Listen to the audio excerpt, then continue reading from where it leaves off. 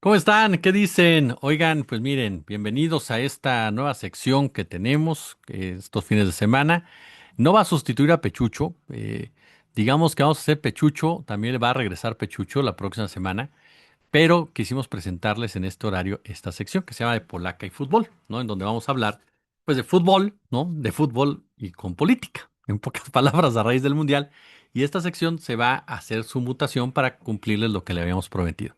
Hablar también de cómics y hablar también de películas mezcladas con la polaca y con todo eso. Pero vamos a empezar hablando ahorita de fútbol, de lo que es esta Copa del Mundo. Y qué mejor que hablar precisamente, pues caray, ¿no? Caray, de lo que pasa con las traducciones, lo que pasa con las traducciones y lo que pasa también con esto de los famosos periodos de rehidratación. La FIFA está matando el fútbol, está matando completamente el fútbol. Lo convirtió ya en un negocio extremo, tan extremo que los aficionados ya no tienen derecho a él, y tan extremo que le está cambiando totalmente la cara para responder a los intereses imperialistas y fascistas. Porque eso es lo que está haciendo la FIFA. La FIFA históricamente ha sido un instrumento del fascismo, con Benito Mussolini, de las dictaduras, allá con Argentina, pero sobre todo el poder económico, de ese poder económico que fue capitalista, de ese poder económico que fue neoliberal y de ese poder económico que hoy representa, ¿no? Lo que vemos en Estados Unidos con el famoso tecnofeudalismo, digitalismo o como lo queramos llamar. La FIFA es un peón más, es una perrita más de Trump o del trumpismo. Ajá. Y por eso hace lo que hace en muchos sentidos. Primero, es verdaderamente insultante que en un país en donde el 60% de su población, por lo menos, habla español, no tengan traductores en español y para español, que porque el sistema o la venta de derechos está enfocada al público estadounidense. Esto no es un accidente. Esto no es falta de recursos, como dicen inocentemente y candorosamente personajes como Faitelson o los conductores de TV Azteca o algunos otros más que hemos escuchado por ahí. No, no, no. Esto es una muestra de la persecución a las comunidades latinas en Estados Unidos, de este afán de desaparecer cualquier rasgo de lo latino en la Unión Americana, de erradicarlo completamente de su día a día, de no darle ningún espacio en los eventos que ahí se realizan, dando el mensaje que son exclusivamente para los blancos que hablen inglés, o en su defecto, para las personas que hablan inglés. Recordemos que el idioma es una forma de control social, es una forma de colonización, es una forma de definición. El idioma es identitario. El idioma te da un lugar, una comunidad, te permite interactuar, te permite ser un humano. Cuando tú controlas el idioma, cuando tú dices qué idioma se va a hablar en tal territorio, es una forma de dominación, es una forma de imponer las reglas. El español está siendo perseguido, agredido, ha sido sacado de las escuelas en Estados Unidos. Se han quemado ya libros de español en la Unión Americana. Y todo en la mano de un régimen neofascista que es alabado por la FIFA, al cual le reconocen incluso con una medalla de la paz. Estados Unidos hoy es el peor Estados Unidos que hemos visto en la historia, porque es un país que, como dijo el Papa, no sabe que tiene que pasar el balón. Es un país que utiliza el Mundial para legitimar una forma de vida represora, persecutora, enemiga, agresiva, y para recordar que el latino, no importa, como dijo Trump, es idioma de mierda. Ujú. El lenguaje de mierda, porque así lo ven. Eso significan este hecho de que no haya traductores en español y no problemas de logística y no problemas de dinero, por el amor de Dios, sino que es un insulto al lenguaje, es un insulto, a una parte de la identidad de los Estados Unidos. Deje usted ya a los latinos, que sabemos perfectamente que si por estos tipos fuera nos bombardearían a todos, a los propios Estados Unidos, a las enormes comunidades de estadounidenses que hablan español, ujú, que tienen al español como su segunda lengua, ya sea por cultura, ya sea por descendencia, ya sea por interés. Esa es una ofensa a ese sector de la población estadounidense. a los Rodríguez, a los González, a los Sánchez, a los López, ajá, a los Jones López, a los que sean. Los están despreciando, los están sacando de su propio país, los están expulsando de su propio territorio, les están quitando su propia identidad como lo hicieron hace años, ajá, con los indios, con las comunidades originarias, salud, etcétera, etcétera, etcétera.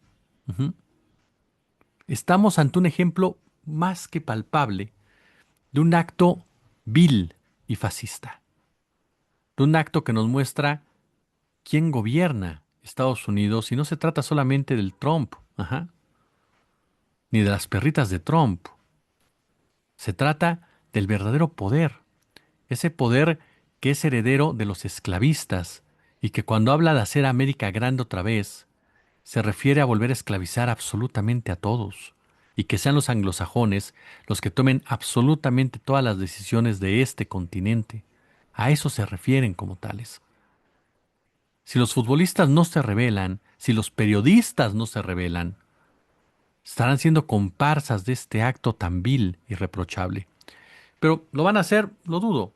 Son sectores que ganan mucho dinero y el dinero es lo que marca esas diferencias.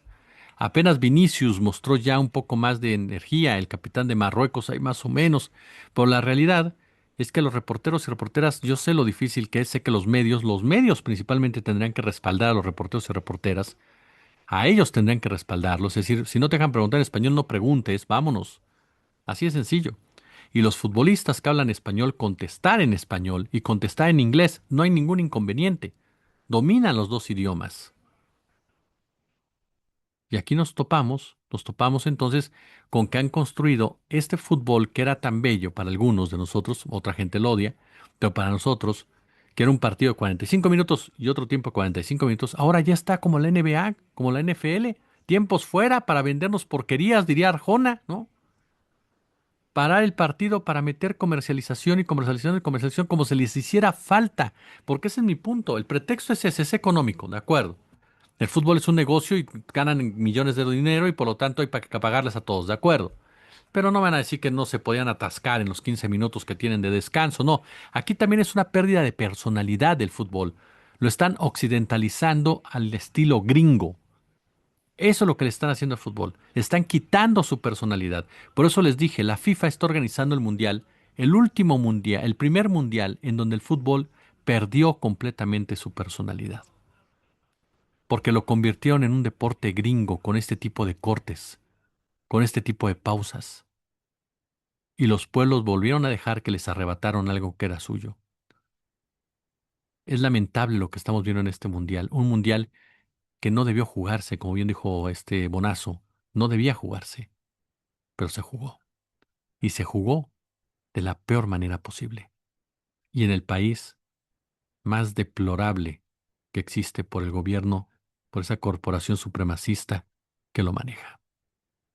De polaca y de deportes. Vamos a hablar de mucho más en esta Copa del Mundo. Vamos a hablar también, aunque no le gusta a algunos de fútbol, eh, qué buen partido se aventó Alemania y Curazao. Curazao dando la sorpresa, pero Alemania es mucha pieza. Esa es la realidad de las cosas. Estados Unidos, aunque nos moleste, trae muy buen equipo y de un partidazo contra una Paraguay. Que bueno, también Paraguay, seamos honestos, Alfaro, el director técnico, llegó a rescatarlos hasta el final, pero Paraguay no es el de otros años.